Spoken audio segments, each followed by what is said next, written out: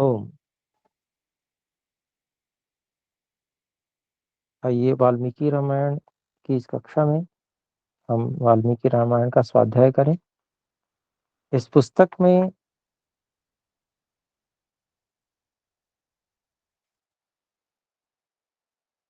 अयोध्या कांड के 13वें सर्ग के 24 श्लोक हम पढ़ चुके हैं।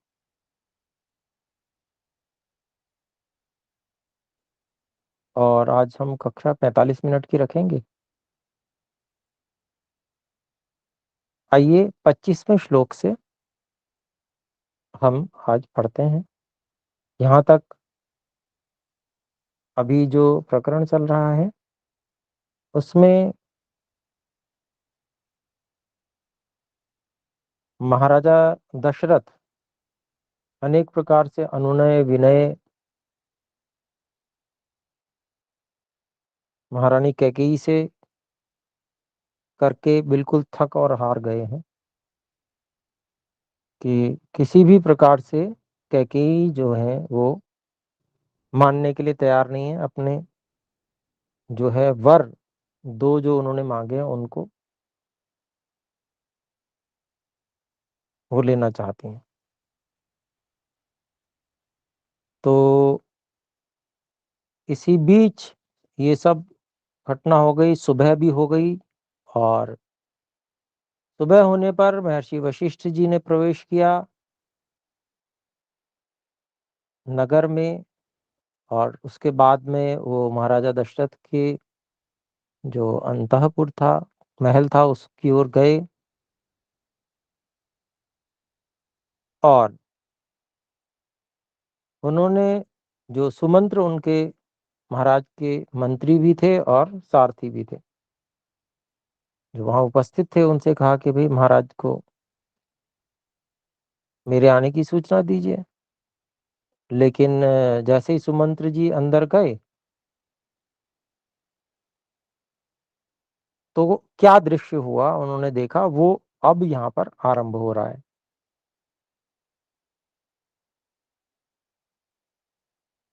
क्योंकि सुमंत्र जी जो थे वो विदुभाषी थे, तो जाते ही सबसे पहले उन्होंने महाराजा दशरथ की स्तुति की। लेकिन क्योंकि महाराजा दशरथ की स्थिति बहुत अधिक दयनीय हो गई थी, तो इस कारण से उनको वो स्तुति के वचन भी अच्छे नहीं लग रहे थे। तो उसका उन्होंने प्रतिकूल ही उत्तर दिया। क्यों तुम मेरे हृदय को और छेद रहे हो, विदीर्ण कर रहे हो। तो इस तरह से उन्होंने उसका उत्तर दिया। तो आगे वर्णन करते हैं महर्षि वाल्मीकि। 25वें श्लोक में देख रहे हैं हम। मैं पढ़ रहा हूं। सुमंत्रः करुणं श्रुत्वा दृष्ट्वा दीनं च पार्थिवम् प्रगृहीताञ्जलिः किञ्चित् तस्माद्देशादपाक्रमत्।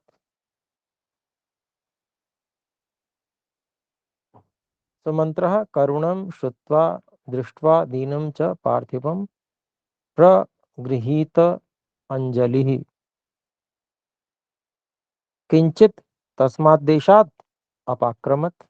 ये हमने पदच्छेद कर दिया। और अब इसका अन्वय देखते हैं। सुमंत्रः पार्थिवं दीनं दृष्ट्वा करुणं च श्रुत्वा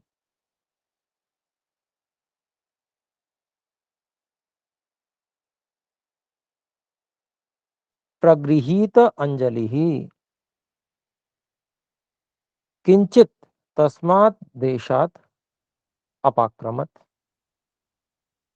तो वर्णन कर रहे हैं उस समय क्या हुआ महर्षि वाल्मीकि जी। तो वर्णन क्या कर रहे हैं, कहते हैं कि देखिए जो सुमंत्र थे, उन्होंने जैसे ही वो अंदर गए और जब उन्होंने कहा कि भाई क्यों मेरे हृदय को और विदीर्ण कर रहे हो, तो वो स्थिति को भांपने लगे कुछ। तो क्या कहते हैं देखिए, वही वर्णन कर रहे हैं कि सुमंत्र जो है उन्होंने महाराजा दशरथ जो पृथ्वी के स्वामी थे वहां, महाराजा दशरथ को देखकर और दीन अवस्था में देखकर, दीनहीन अवस्था में देखकर और उनकी वाणी में करुणता को सुनकर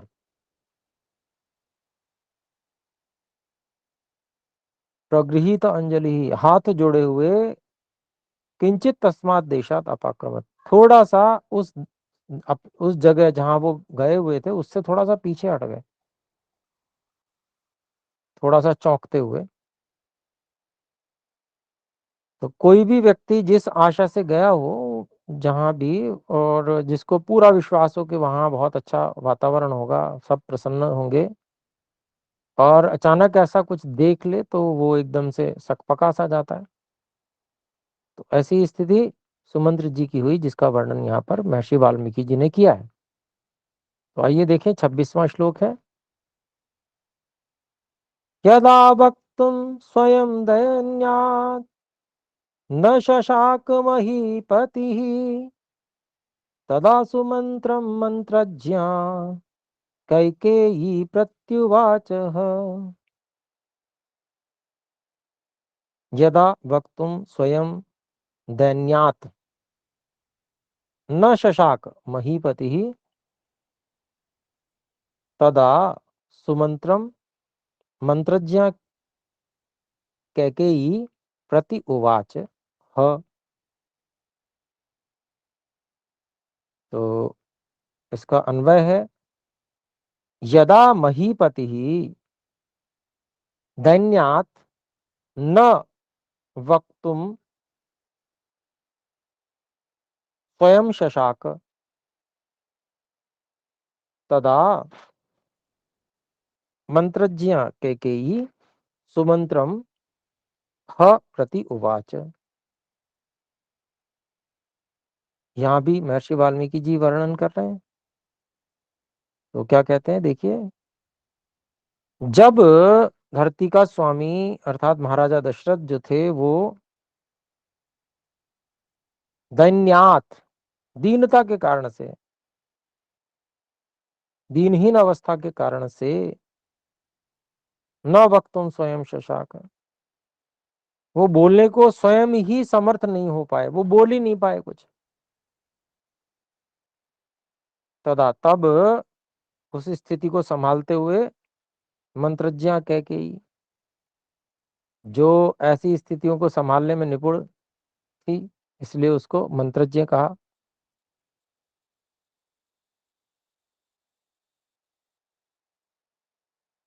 तो ऐसी जो कैकेयी थी उन्होंने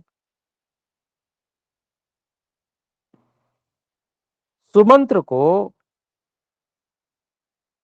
भली प्रकार से प्रत्युत्तर दिया, उसके उत्तर में बोली।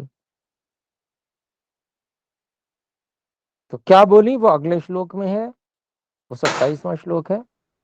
तो 27वां श्लोक को मैं बोल रहा हूं।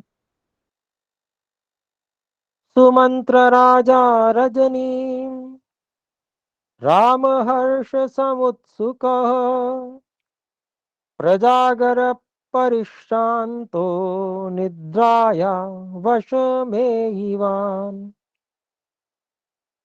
तो यहाँ बड़ी चतुराई दिखाई, बहुत चालाकी दिखाई महारानी कैकेयी ने। क्यों क्यों अपनी सही सही बात जो जो हुई है वो अगर बता देती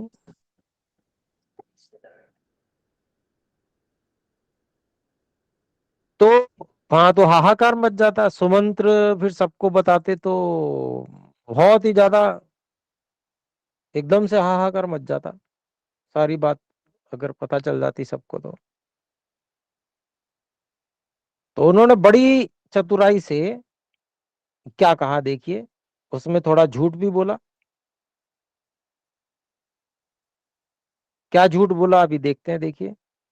अर्थात जब व्यक्ति स्वार्थ में अंधा होता है तो वो सत्य असत्य इत्यादि का कोई विचार नहीं करता, अपना अपनी काम बनाने के चक्कर में वो झूठ सच जो कुछ उसको होता है वो करता है।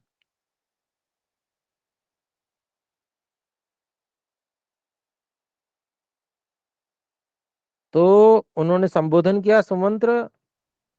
यहाँ पर हम देखते हैं ये इसका पदच्छेद। सुमंत्र राजा रजनीम राम हर्ष समुत्सुकः समुत्सुकः प्रजागर परिश्रान्तः निद्राया वशम एवान।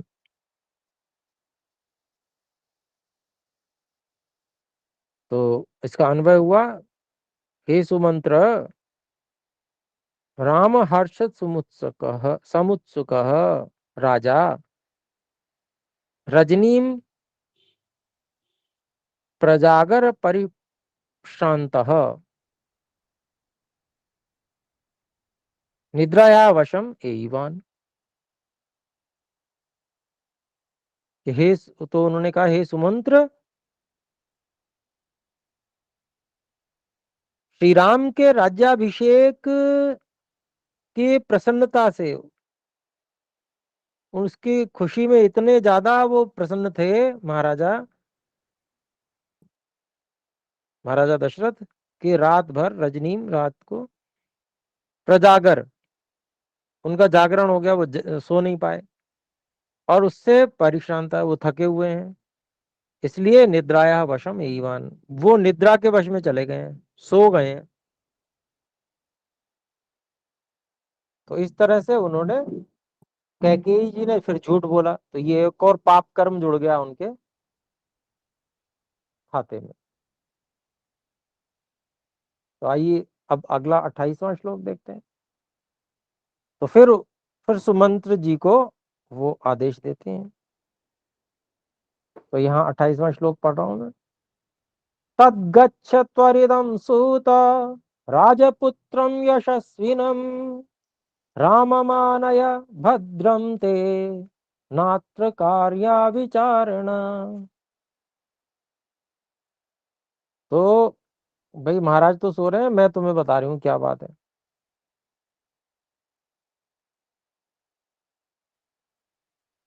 तद गच्छ त्वरितम सूत राजपुत्रम यशस्विनम रामम आनय भद्रम ते न अत्र कार्या विचारणा। इसका अन्वय है, तद सूत त्वरितम गच्छ यशस्विनम राजपुत्रम रामम आनय भद्रम ते न अत्र कार्या विचारणा, या न अत्र विचारणा कार्या, ऐसे कह देंगे। तो क्या अभिप्राय हुआ? तो क्योंकि महाराज सो रहे हैं, तो हे सूत, हे सारथी, हे सुमंत्र, त्वरितम गच्छ, बहुत जल्दी से जाओ, तेजी से जाओ, और जो यशस्वी राजपुत्र हैं, जो यशस्वी हैं, ऐसे महाराजा के पुत्र श्री राम जी को ले आओ, आपका कल्याण हो। भद्रमते, इस कार्य को करने में कोई तनिक भी विचार मत करो। नात्र कार्य विचारणा, या इस कार्य को करने में कोई विचार करने की आवश्यकता नहीं है। तो ये कैकेयी जी ने कहा। तो 29वां इसके बाद में श्लोक है, उसको मैं पढ़ रहा हूं। बिना महाराजा की आज्ञा के तो कैसे जाएं? तो इसी बात को यहां प्रकट किया। 29वां श्लोक। अश्रुत्वा राजवचनम् कथं गच्छामि भामिनी तच्छ्रुत्वा मन्त्रिणो वाक्यम् राजा मंत्रिणमब्रवीत्।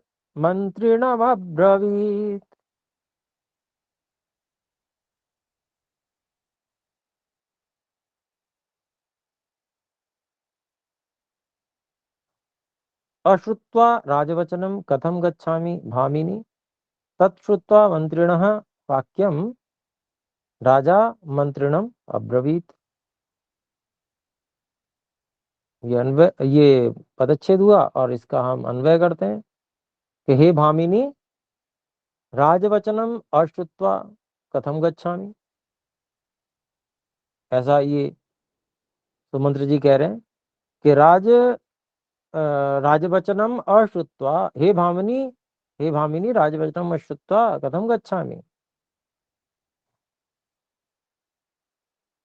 तत् मंत्रिणः वाक्यम श्रुत्वा राजा मंत्रिणम अब्रवीत।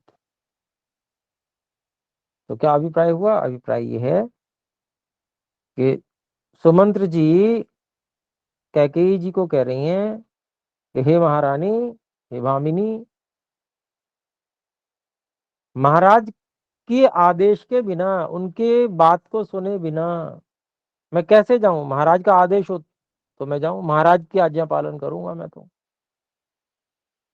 जब ये बात आई तो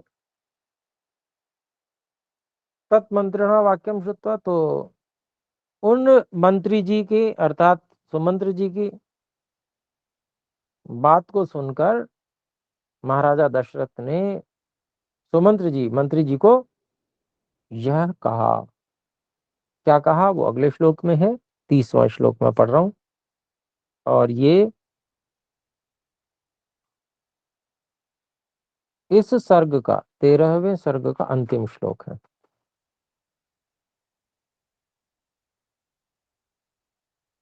सुमंत्र रामं द्रक्ष्यामि शीघ्रमानय सुंदरम निजगाम सच्च प्रीत्या त्वरितो राजशासनात्।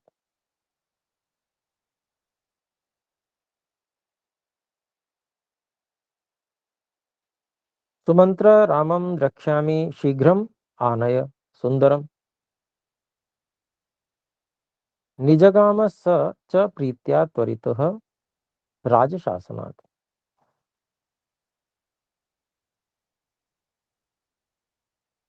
तो क्या कहा महाराजा दशरथ ने?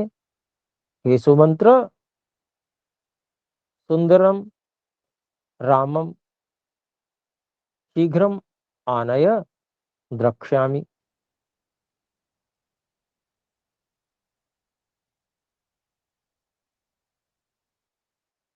स च राजशासनात् प्रीत्या त्वरितः निजगाम। तो अभिप्राय हुआ इसका कि महाराजा दशरथ ने कहा कि हे सुमंत्र जी, दर्शनीय बहुत सुंदर जो श्री राम जी हैं उनको आप शीघ्र ले आइए, उनको मैं देखूंगा, उनको मैं देखना चाहता हूं, ऐसा कह लें। तो जब उन्होंने ये कह दिया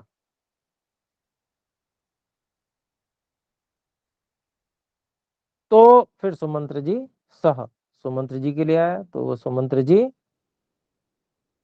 महाराजा के आदेश से प्रीति पूर्वक बड़ी प्रसन्नता से शीघ्र जो है वहां से चले गए निजगाम।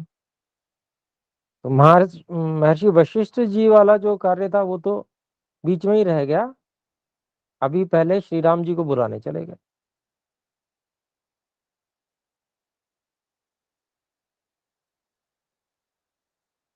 तो ये हमारे 13 सर्ग हो गए। अब हम 14वें सर्ग को देखते हैं।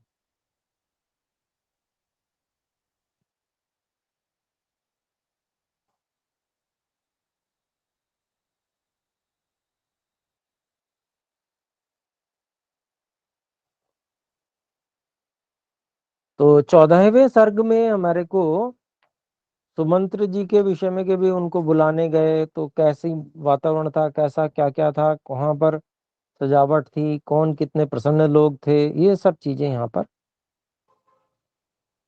आगे आने वाली हैं।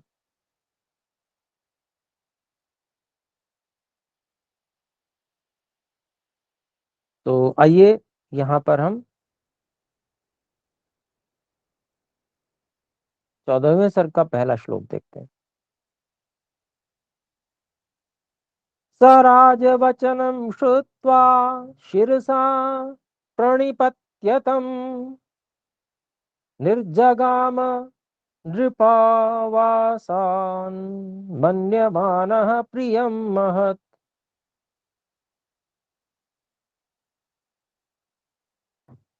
इसका हम पदच्छेद करते हैं। स राजवचनं श्रुत्वा शिरसा प्रणिपत्य तं निर्जगाम नृप आवासात् मन्यमानः प्रियम महत्। तो अब यहाँ पर महर्षि वाल्मीकि जी वर्णन कर रहे हैं कि जब उनको आदेश मिल गया तो वो चल पड़े। तो अब इसका हम अन्वय देखते हैं। राजवचनम श्रुत्वा तम शिरसा प्रणिपत्य सह नृप आवासात निर्जगाम महत् प्रियम मन्यमानः। तो अभिप्राय हुआ इसका कि महाराज दशरथ का वचन सुनकर, उनकी बात सुनकर, और महाराजा दशरथ को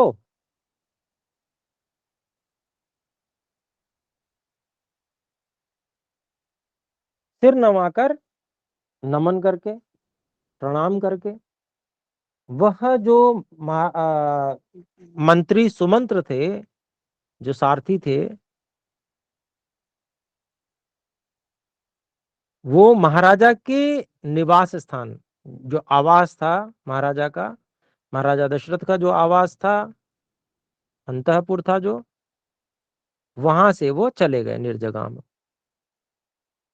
और कैसे चले गए तो उसमें बता रहे हैं कि महत प्रियम मन्यमानः, कि बहुत ही कोई प्रिय कार्य होने वाला है जिसके लिए श्री राम जी को बुलाया गया है, ऐसा मानते हुए वहां से चले गए। यद्यपि उन्होंने महाराजा दशरथ की दीनता को देखा, लेकिन जब श्री राम जी को बुलाने की बात आई तो फिर उन्होंने सोचा उनको तो इसीलिए बुला रहे होंगे, इनका कुछ स्वास्थ्य खराब हो सकता है। उस पे उन्होंने ज्यादा ध्यान नहीं दिया। उन्होंने ध्यान इस बात पे दिया, श्री राम जी को बुला रहे हैं तो वो उसी के लिए बुला रहे होंगे। तो बड़ी प्रसन्नता पूर्वक, बहुत शुभ होगा ऐसा मानकर वो वहां से गए सुमंत्र जी। तो आइए दूसरे श्लोक को देखते हैं, 14वें सर्ग के। प्रपन्नो राजमार्गं च पताका ध्वज शोभितम् हृष्टः प्रमुदितः सूतो जगाम आशु विलोकयन्। जगामाशु विलोकयन्। तो यहाँ पर प्रपन्नः राजमार्गं च पताका ध्वज शोभितम् हृष्टः प्रमुदितः सूतः जगाम जगाम आशु विलोकयन। और अब इसका हम अन्वय भी कर लेते हैं। पताका ध्वज शोभितम च राजमार्गम विलोकयन।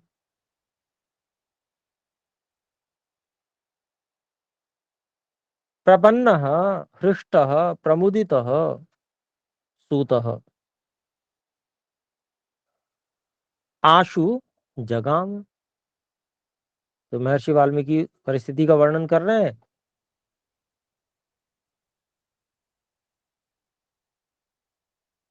क्या कि वो जो बहुत सारी छोटी छोटी झंडियां झंडियां जो होती हैं, पताका, बड़े बड़े ध्वज, बड़े बड़े जो झंडे होते हैं, उनसे जो शोभित है, जो सजाया गया है, ऐसे राजमार्ग को देखते हुए, विलोकयन, ऐसे राजमार्ग को देखते हुए, प्रपन्न, जो सभी प्रकार से आश्वस्त है, आनंदित हैं। हृष्टः, बहुत सुखी, बहुत ही प्रसन्न होते हुए। उसी को प्रमुदितः और शब्दों में कहा कि विशेष रूप से जो हृदय से प्रसन्न है, ऐसा जो अंदर से खिला हुआ है पुष्प की तरह से, ऐसे हृदय के साथ में वह जो सूत अर्थात सारथी थे, जो महाराजा दशरथ के सारथी और मंत्री सुमंत्र थे, वे आशु जगामा, बड़ी तेजी के साथ में गए।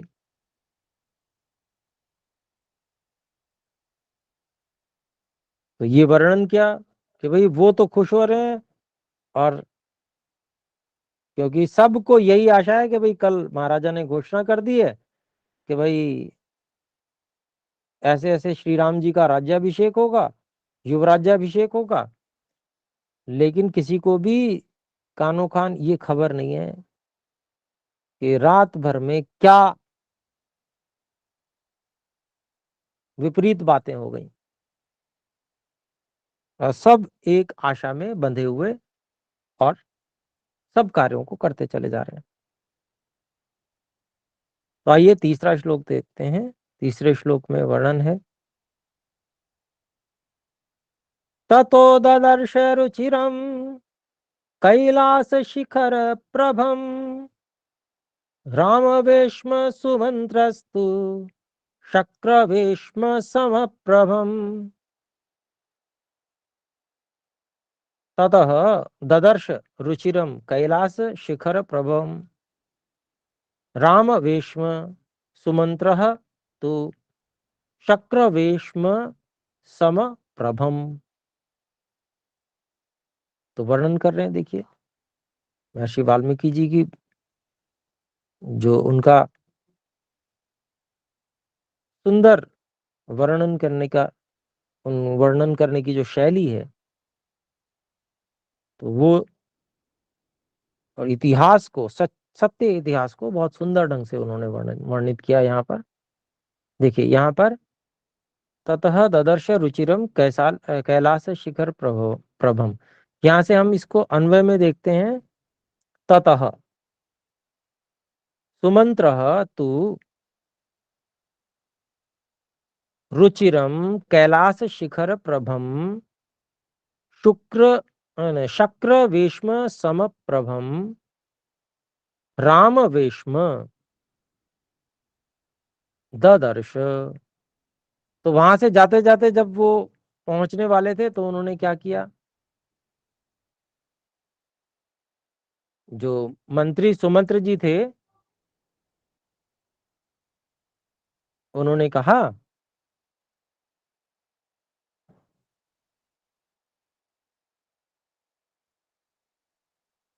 यहाँ वर्णन चल रहा है महर्षि वाल्मीकि जी द्वारा। तो महर्षि वाल्मीकि जी ने कहा कि ततः, वहां से जहां वो चल रहे थे, चलते चलते जहां जा रहे थे महाराज युवराज श्री राम जी की ओर, तो वहां से सुमंत्र जी तो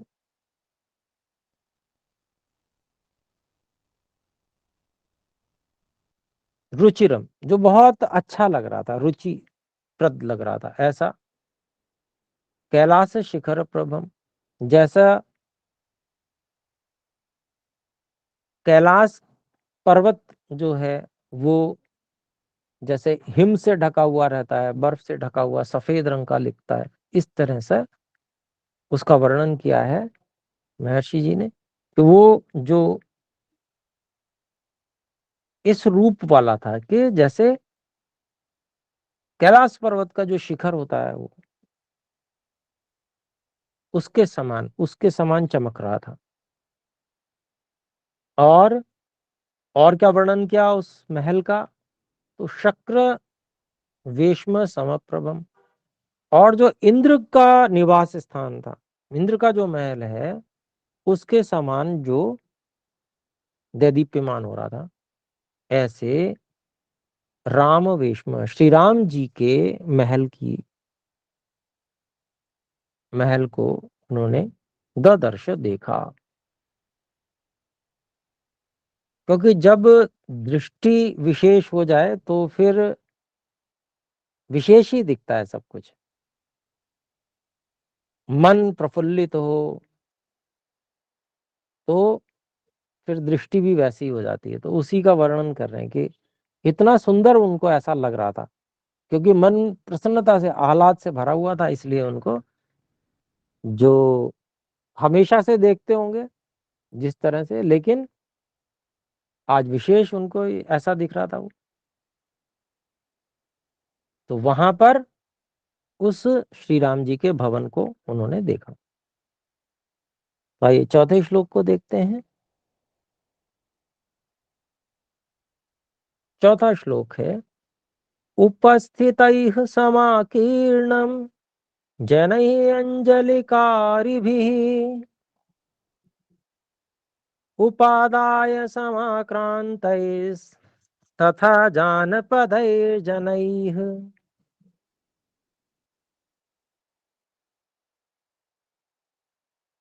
उपस्थितैः समाकीर्णं जनैः अंजलिकारिभिः उपादाय समाक्रांतैः तथा जानपदैः जनैः। तो ये पदच्छेद हुआ और इसका अब अन्वय हम करते हैं। जनैः अंजलिकारिभिः उपस्थितैः उपादाय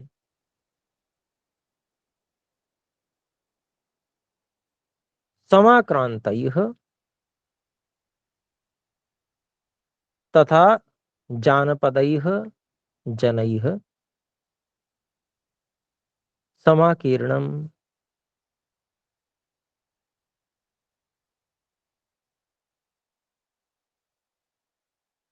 तो ये जो श्लोक है ये अगले श्लोक के साथ में जुड़ा हुआ है, ऐसा समझ के चलें। तो उस स्थान का वर्णन कर रहे हैं, जिस स्थान पर जो श्री राम जी का महल था उसके बाहर क्या चहल पहल थी उसके बारे में बता रहे हैं। तो अन्वय के अनुसार देखते हैं। लोगों ऐसे लोगों के द्वारा घिरा हुआ जिन्होंने अपने हाथ जोड़ रखे थे, अंजलि बनाई हुई थी, हाथ जोड़ के खड़े हुए थे लोग वहां पर। ऐसे जो उपस्थित थे वहां पर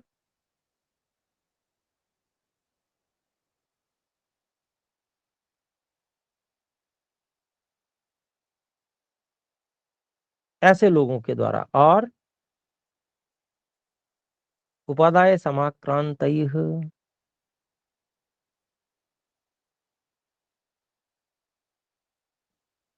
तो ऐसे जो लोग बहुत सारे थे वो कुछ ना कुछ लेकर आए हुए थे भेंट आदि के लिए,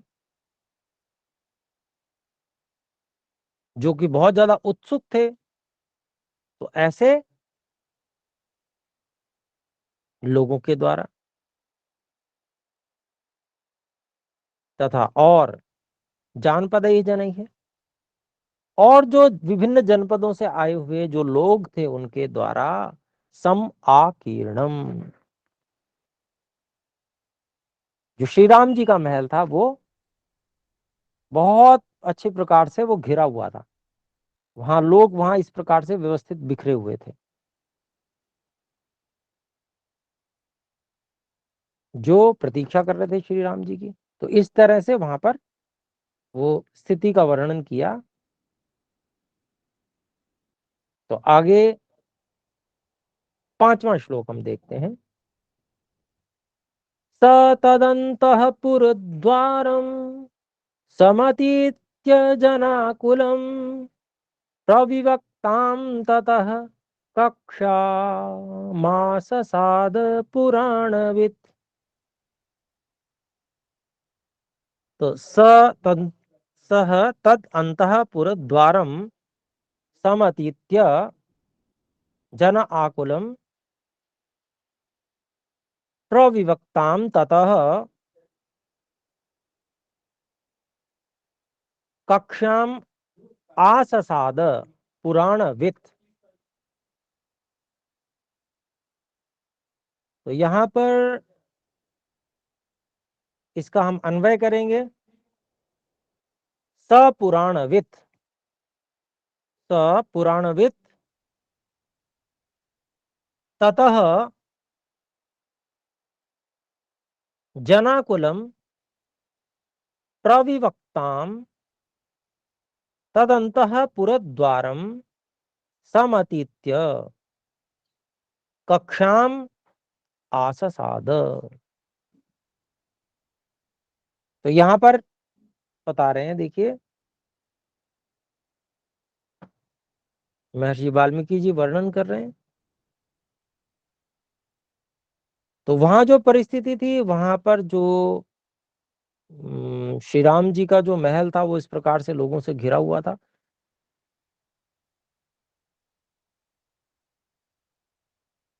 तो उस स्थिति में सह पुराणविद, वह जो मंत्री सुमंत्र जी थे, सारथी थे, वो पुराणविद थे, यानी कि इतिहास आदि को जानने वाले थे।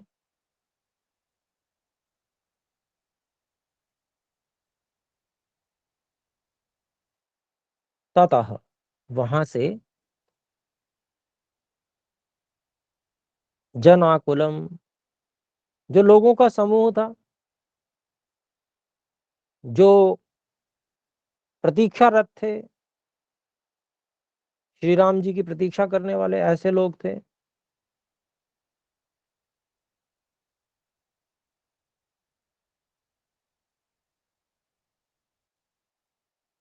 उनसे वो प्रविवक्ताम,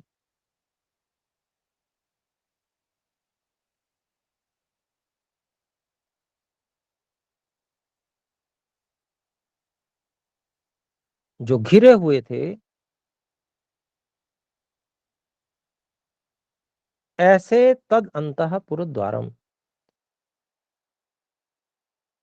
इस प्रकार के उन श्री राम जी के जो महल था, अंतःपुर था, उसके द्वार को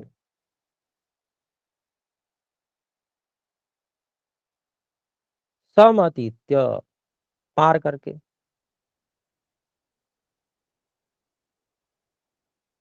क्योंकि बहुत जो भीड़ थी लोगों की, और लोग जो है खड़े हुए थे, तो उनके बीच में से ही जाना था, उनको हटा के कि भाई हमें जाने दो, संदेश लेके आए हुए हैं।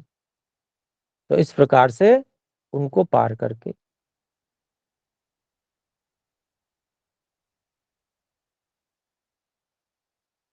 कक्ष्याम आससाद,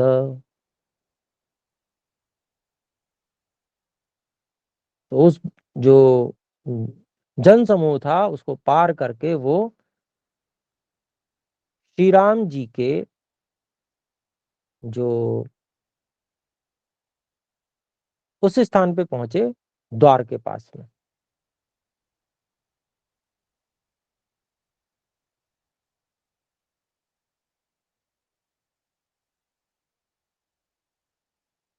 तो इस प्रकार से वर्णन किया। अब यहाँ पर देखिए द्वारपालों से क्या कहते हैं वो, तो अगले श्लोक में हम देखते हैं। छठा श्लोक है।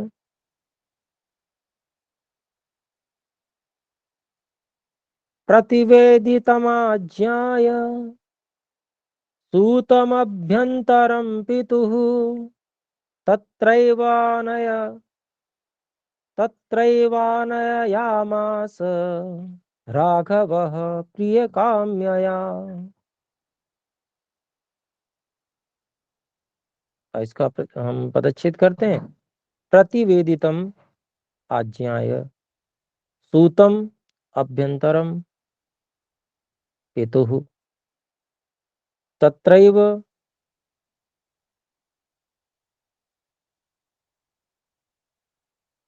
आनाययामास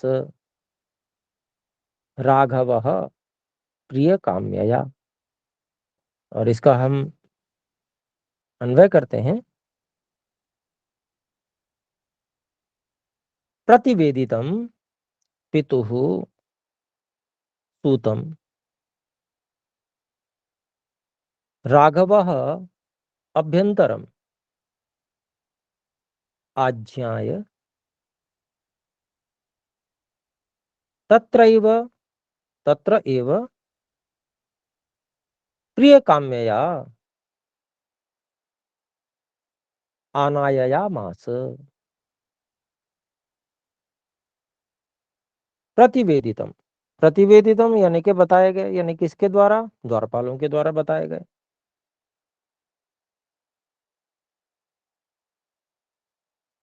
पिताजी के जो सूतम, जो सारथी थे,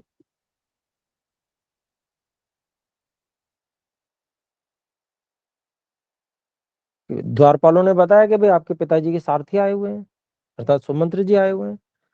तो ऐसा बताए हुए पिताजी के सारथी जो सुमंत्र जी थे, उनको श्री राम जी ने, राघव श्री राम जी ने अभ्यंतरम आज्ञाएं, अंदर आने के लिए आज्ञा देकर,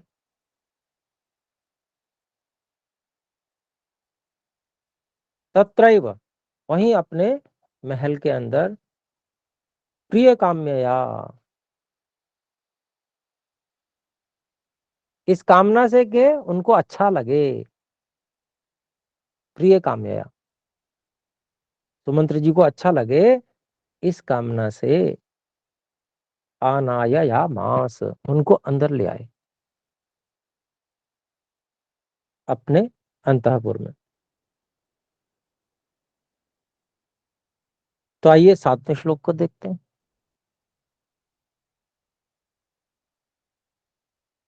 बल्कि अपने लोग 7वें श्लोक को अगली बार देखते हैं, क्योंकि अभी समय हो गया है। तो आज कुछ कार्य विशेष है रुद्रपुर गुरुकुल क्रांति का, तो इस कारण से अभी हम विराम करेंगे, और जो भी शंकाएं हैं कृपया उसको लिख भेजें, जिससे कि उसका समाधान हम अगली कक्षा में प्रारंभ में ही कर दें। तो अभी विराम करते हैं। आइए एक बार ओम का उच्चारण करें।